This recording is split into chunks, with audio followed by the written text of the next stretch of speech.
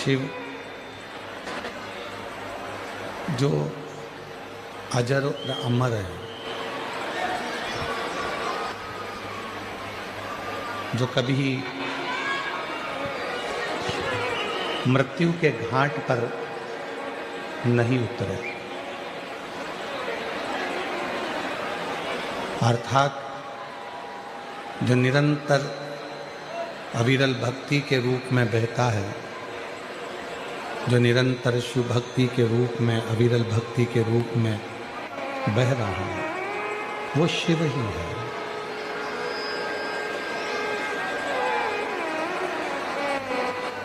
और मैंने भरोसे बाबा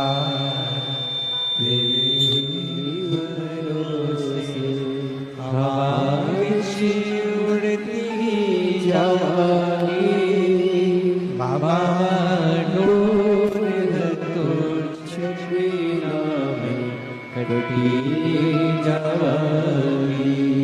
भोले मैं तेरी पतंग, शंभो मैं तेरी पतंग।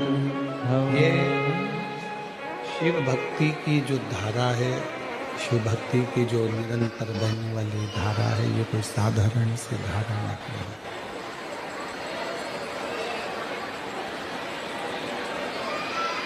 कहते हैं जिसके पास अजरता, जो नित्य दुनिया का कल्याण करने में लगा हुआ,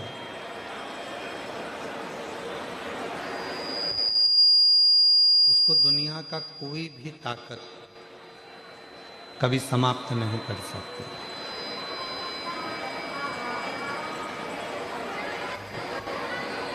आप परमार्थ का कार्य करिए, आप अच्छा कार्य करिए,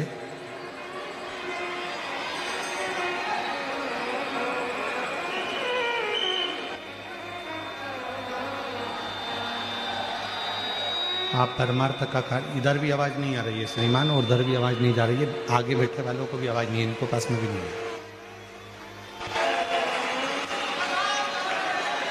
आप नित्य प्रति, अच्छे कार्य की प्रति जब जागरूक होंगे, अच्छे कार्य के प्रति आप जब बढ़ेंगे,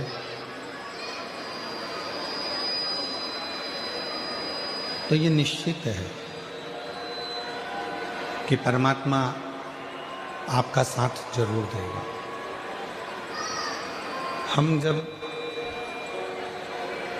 कोई बेकार कार्य की ओर जाते हैं या हम किसी बेकार कार्य में लीन हो जाते हैं, तो परमात्मा साथ नहीं देता, फिर भगवान साथ नहीं दे पाते।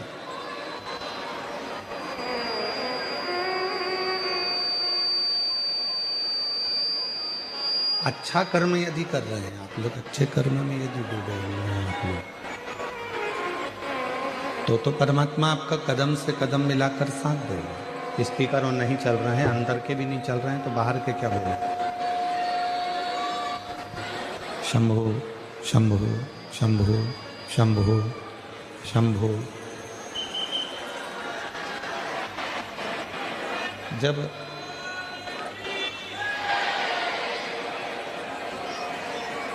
एक व्यक्ति अच्छी भाव से, अच्छी नीयत से अच्छे कर्म की ओर बढ़ता है, तो शिव महापुराण की कथा कहती है कि उसके साथ वो अकेला नहीं होता, उसके साथ उसका परमात्मा शिव उसके साथ कदम से कदम मिलाकर चलता है और उसके कार्य को सफल करता है, सफलता देता है।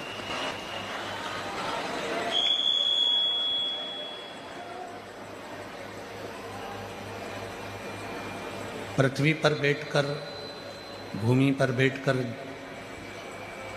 घर में रहकर, फैक्ट्री में रहकर, दुकान में रहकर, जमीन पर रहकर हम धन का हिसाब तो रख लेते हैं, पर अपनी श्वासों का हिसाब नहीं रख पाते।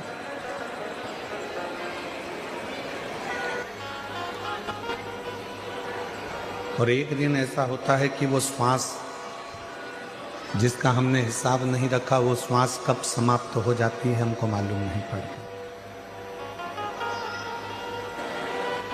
हम स्मरण नहीं कर पाते। हम उन श्वासों का स्मरण नहीं कर पाते।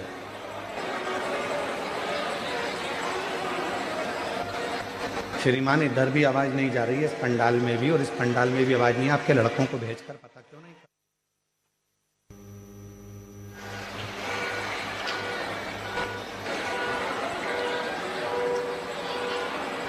शिव कथा कर रही है,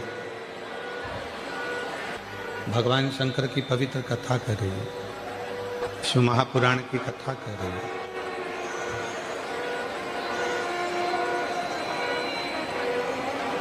शिव की भक्ति, भगवान शंकर की साधना, आराधना, उपासना, शिव का स्मरण, शिव का मंत्र जाप हमारी श्वासों को भी शुद्ध बनाता चलेगा, सात्विक बनाता चलेगा।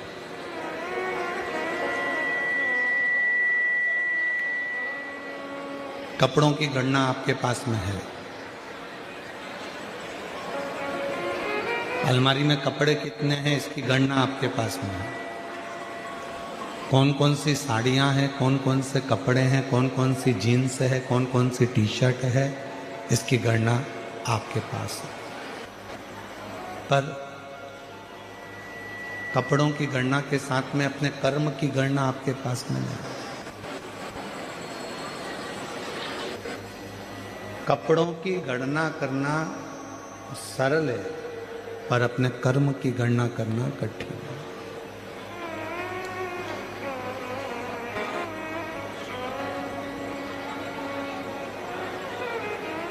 धन की गणना करना सरल है।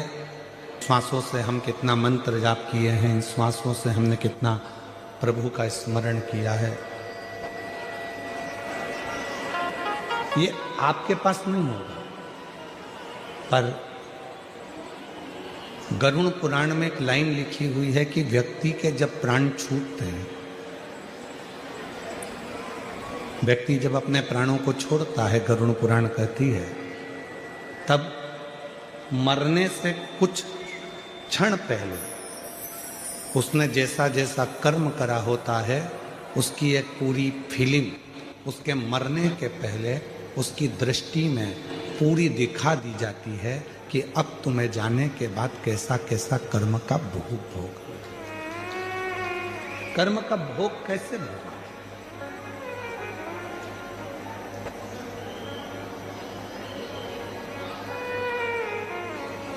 बचपन से लेकर अभी तक आपने अपनी जिंदगी में ना जाने कितनी फिल्में देखी होगी, और जितनी भी फिल्में आपने अपनी जिंदगी में देखी होगी, सारी फिल्मों में एक चीज जरूर सिखाई जाती है, भले वो फिल्म कैसी भी बने, पर उसमें एक चीज जरूर सिखाते हैं कि जो बुरा करता है उसका अंत बहुत बुरा होता है। कितनी भी फिल्म आपने टॉकीज में देखी हो, मीडिया में जाकर देखी हो, यूट्यूब पर देखी हो, इंस्टा पर देखी हो, फेसबुक पर देखी हो, या अन्य जगह पर आपने फिल्म को देखा हो, पर प्रत्येक फिल्म में जो बुरा करने वाला विलन होता है उसका अंत बहुत बुरा होता है, उसका अंत ठीक नहीं है। इसीलिए शिव महापुराण की कथा कहती है कि मत बुरे कर्म कर वरना पछताएगा, भगवान की आँखों से तू बच नहीं पाएगा, तू बच नहीं पाएगा। अरे ओ अज्ञानी मत कर नादानी, अरे अज्ञानी मत करना दानी। तेरे कर्म का फल भी तू ही पाएगा, जैसा किया तूने तेरे आगे आएगा। मत बुरे कर्म कर बंदे वरना पछताएगा।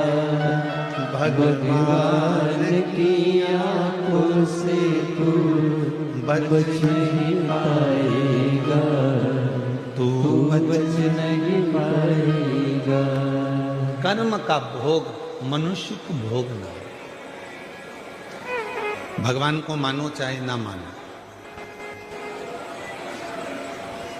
भजन करो चाहे ना करो, सत्संग करो चाहे ना करो, लोटा भर के जल चढ़ाओ चाहे ना चढ़ाओ, मंत्र जाप करो चाहे ना करो, पुराण सुनो चाहे ना सुनो, पर आपको अपने कर्म का भोग तो भोगना है।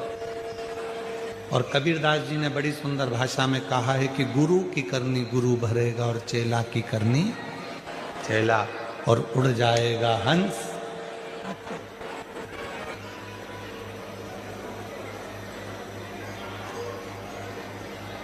अपने कर्म को भोगना जरूर है। कर्म का भोग तो मनुष्य को स्वयं शिव महापुराण की कथा कहती है कि कर्म का भोग तो भगवान राम जी भी, जब बाली को छुपकर मारे थे तो कृष्ण अवतार में उनके भी पांव में जो बाण लगा था वो छुपकर लगा था।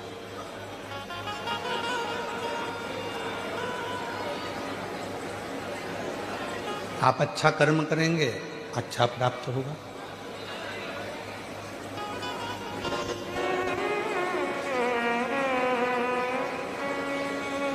कितना विशेला है वासुकी नाग, कितना विशेला है। स्कंद पुराण में वर्णन आता है कि वासुकी नाग एक ऐसा नाग था जो नाग हर 10 मिनट के अंदर अपना थोड़ा थोड़ा विष उगला करता, हर 10 मिनट के अंदर।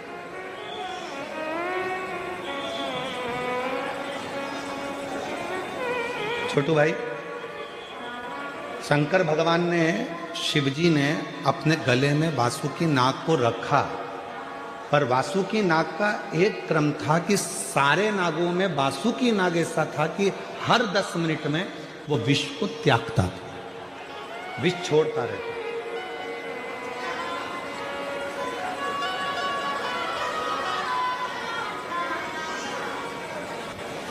और वासुकी नाग जब विष को छोड़ता रहता था तो शिवजी से कहा भगवान ब्रह्मा ने, ये वासुकी है, ये विष निकालता रहेगा, आप इसको गले में मत रखो।